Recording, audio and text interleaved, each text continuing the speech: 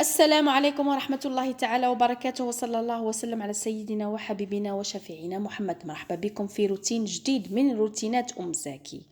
نبداو نهاركم مبروك، نبداو أول وجبة مع وجبات زكي. اليوم راح ندير عصيدة الشوفان. هنا درت كوب من الحليب قليل الدسم، ولا حليب البقرة ولا حليب جوز الهند ولا حليب الشوفان، ولا واش متوفر عندكم واش تحبوا تستعملوه. ممكن تعوضوه بكاس ما. حطيت له هنا حوالي 30 غرام تاع الشوفان ولا 3 ملاعق كبار تاع رقائق الشوفان، وتقدروا تحطوا ايضا شوفان مرحي اذا ما كانش عندكم رقائق الشوفان. ونزيد له القليل نتاع الماء وقريصه تاع الملح. ممكن تحطوا له شويه ثوم اذا حبيتوا، البهارات، شويه فلفل اسود، وتخلوه يطيب على نار هادئه. بالنسبه لي هذا احسن والذ فطور مشبع شتوي لذيذ، يعني يشبعكم من وقت طويل. الشوفان غني بالبروتينات، غني بالالياف. تاكلوها وجبه قبل الرياضه، تاكلوها وجبه صباحيه، كي تفطروا به الصباح تقعد لكم تشد لكم 6 سوايع او اكثر وانتم شبعانين. تخلطوه هكذا حتى يولي يعني ثقيل، وتحطوه في صحن. هنا انا زيرته ببذور الشيا وبذور الكتان وقليل من الزبده البقريه. ضفت من الوجبه نتاعي اني كنت خارجه حبه بيض وجوج حبات برتقال، وهكذا تكون الوجبه نتاعكم كامله متكامله مشبعه. تقدر كيما قلت لكم تشد لكم هذه الوجبه تفطروا بها الصباح، للعاملات اللي خارجين من الدار، الجامعيات اللي كامل اللي حابين، اللي عندهم يجوعوا تمتم، اللي عندهم كيما نقولوا القابليه تاعهم مفتوحه للاكل. ننصحكم بهذا الفطور اللي فيه الشوفان والبيض، راح يجمع لكم كل الوصفات كما نقولوا. نروحوا لوجبه الغداء. دائما ننصحكم بالانواع تاع الحساء.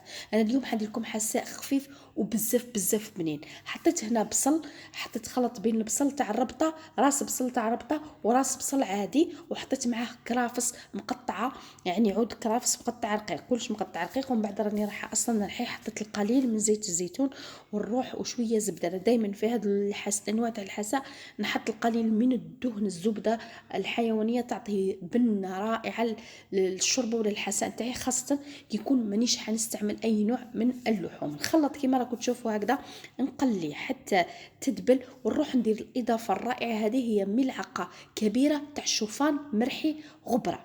حتعطي واحد القوام واحد الملمس الحساء تاعكم في الاخير لذيذ جدا، بلا ما تحطوا له اي اضافه اخرى، يعني بلا ما تحطوا له لا كريمه لا حتى حاجه، يجيكم لذيذ والملمس تاعو رائع كانكم حطيتوا له الجبن. بالنسبه للبهارات، ملح، فلفل كحل وفلفل اسود وثوم وشرائع تاع الزنجبيل. الا ما كانش عندكم زنجبيل فري تقدروا تعوضوه في زنجبيل غبره، لكن الزنجبيل فري يعطي له طعم رائع ومليح في هذه الوصفات تاع الانواع تاع الحساء هذو في الشتاء. الحساء سعراته تكون قليله ويشبعكم، يملا جزء كبير من المعده ويدفيكم ويخليكم تستغناو على حتى اكل الخبز واكل اشياء اخرى في الغداء. هنا واش حنستعمل؟ جزر، كوسه، وحبه بطاطا حلوه. هادو هما 2 حبات جزر، 2 حبات كوسه، وحبه تاع بطاطا حلوه، بطاطا الجدريه الحلوه استعملتها بزاف هايله في لي سوب. نخلطوا كلش هكذا، نقليو البهارات تاعنا. التقليه هذه هي اللي راح تعطيكم البنه لهاد الوصفه تاع الحساء تاعكم. يعني ما تصوتيوش، تقدروا ديروا بارد في بارد، لكن هاد يعني لاستيوس. شوفوا هذاك الحاجه اللي راهي تلصق هذيك هي اللي راح تعطي البنه. والروح تقدروا تمرقوها بالماء، تقدروا تمرقوها بمرق العظام، تقدروا تمرقوها بمرق الدجاج، واش يعني تحبوها. انا هنا مرقتها فقط بالماء وتجي بنينه ولا بس عليها. نمرقها هكا ونخليها الطيب على نار هادئه، ومن بعد نرحيها. وفقط هذه هي الوصفه تاع السوب تاعنا، واللي تقدروا تتناولوها في وجبه الغداء ووجبه العشاء ايضا، لكم دائما تسقسوني عليها. بالنسبه للبروتين تاعي، عندي شرائح الدجاج اللي كنت مارينيتهم من قبل، يعني حوالي ساعتين انا ماريتهم ليله كامله في علبه ياغورت طبيعي، خل وليمون وملح وفلفل كحل وزنجبيل وثوم وبهارات الدجاج. بالنسبه للبهارات حطوا ابار الملح، كما نقولوا الخل والخردل والقارص والياغورت الطبيعي، هادو اللي لازم يكونوا. الباقي حطوا البهارات اللي تحبوها نتوما، هادو يخلوا اللحم تاعكم طري زبده ورائع. هاد المكونات اللي تحطوهم، وكل ما تحطوهم في هذا الخليط اكثر كل ما احسن لكم. يعني احنا اليوم انا واش حنخدموا بهذه الوصفه يا زكي؟ راح نخدموا بها دجاج مغلف باني خفيف، تغليف خفيف، يعني باش تجيكم القشره الخارجيه هذيك رقيقه وفي نفس الوقت طريقه سريعه على اللي كنا نخدموه من قبل. 2 حبات بيض كما تشوفوا خلطناهم، هادو نضيفوهم بعد ما يرتاح الدجاج تاعنا ويشرب الخلطه تاعو ويبات من الاحسن ليله كامله او ساعتين الى 3 ساعات.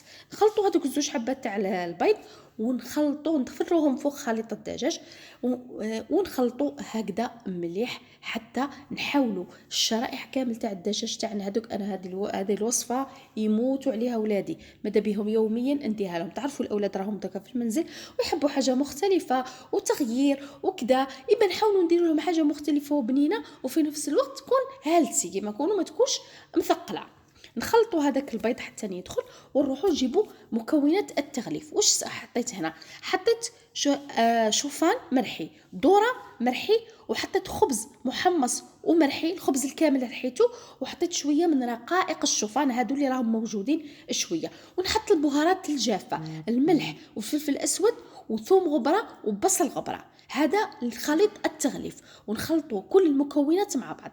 قلنا الذره الصفراء مرحيه، شوفان مرحي، شويه خبز الكيلات قد بعضهم، شويه خبز يكون اللي بقايا تاع الخبز هذاك الكامل اللي تحمصوه وترحوه، وشويه من الرقائق تاع الشوفان يعطوا واحد المنظر جميل في هذاك الشرائح تاعنا. هذا الخليط تاع التغليف تقدروا توجدوه تحتفظوا به في علبه وتعودوا تجبدوا منه وتستعملوا، تبحروه بالملح والفلفل الاسود والثوم والبصل الغبره وتنكهوه، يعني باش هذيك القشره الخارجيه اللي راح تكون هنا رقيقه جدا تجيكم بنينه. تكملوا كامل الكميه بالطريقه هذه، تستعملوا غير فرشيطه باش ما ديروش وتخدموا كامل الكميه. انا كما تشوفوا كي نخدم هذه الكميه نخدم كميه كبيره ونحطها، ومن بعد راح نجيب علبه ونحط فيها يعني نحط فيها الكميه الزايده ونغلفها بالبلاستيك ونحطها في المجمد ولا في الثلاجه باش نستعملها استعمال ثاني. نخدم على ضربه ونحط، لان ولادي يحبوا كي يجوا من القرايه يقدروا يجبدوا يديكونجليوه، ولا كي يكون حد ديري غدوه بلا ما تحطيه في الكونجيلاتور في الثلاجه ويستعملوه يعني وياكلوه، لانهم يحبوا يكون هذا تحضير مسبق. وبالنسبه لي انا ما نشريش الدجاج، نشري الابيض الدجاج وحده والاخر وحده راح يجيكم غالي. لاش تستعي كيفاش نشري؟ انا نشري دجاج كامل، يعني نروح نشري دجاجه كامله بصح نقول له خدم لي بايا الابيض تاع الدجاج، نقول له قطعوا لي كي يوزنها لي، نقول له قطعوا لي دي ترونش وقطع لي وخلي لي كركاس وحدهم باش نخدموا به المرق، وهذوك الكويس باش نطيبوا بهم. هكذا تجيكم تحصلوا على كميه مليحه من الدجاج، لانه كي تشروا البيض تاع الدجاج وحده يجيكم غالي. اشروا الدجاجه كامله خير لكم. لاصوب تاعي راهي واجده وكما راكم شفتوها راهي تشهي، واش نقول لكم، ثقيله وخاطره وبنينه وتحسها كانك حطيتي فيها كريمه بدون كريمه. هنا راح نطبخ عندنا نوريكم الطرق اللي نطيبوا بهم هذا الدجاج باني.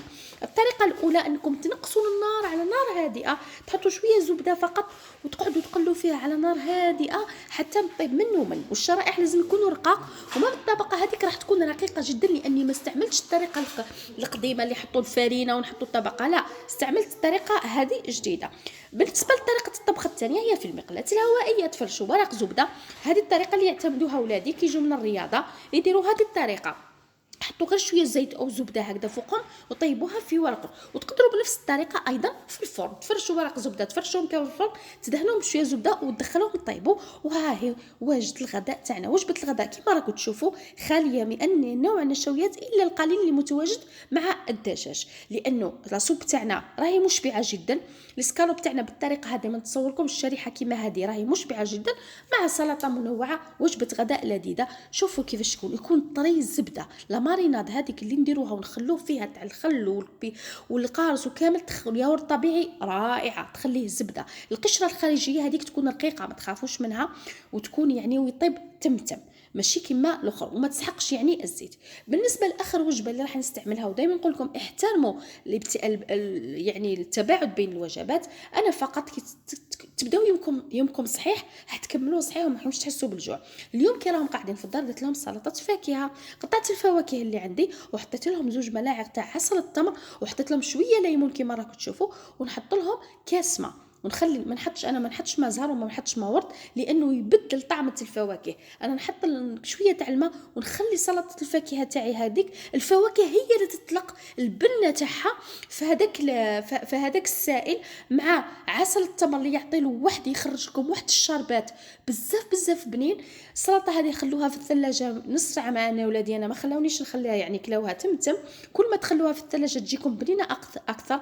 حموضه الليمون مع حلاوه عسل التمر مع حلاوه الفاكهه تجيكم سلطه الفاكهه بزاف بنينه تاكلوها سناك مسائي مشبع ليكم ولولادكم، ما تسحقوش حلويات. وهذه راح تكون اخر وجبه ليا في نهار اليوم. ان شاء الله يكون عجبكم روتيني تاع اليوم وتجربوه. حاولوا تاكلوا صحي وتصحوا. شوفوا هذيك الشربات شحال بنينه. كلوا صحي تصحوا وتنزلوا في الوزن وتحافظوا على الرشاقه تاعكم وتقتلوا دهون الجسم بلا ما تفيقوا. وما تنساوش ايضا الى عجبكم الفيديو تخلوا لي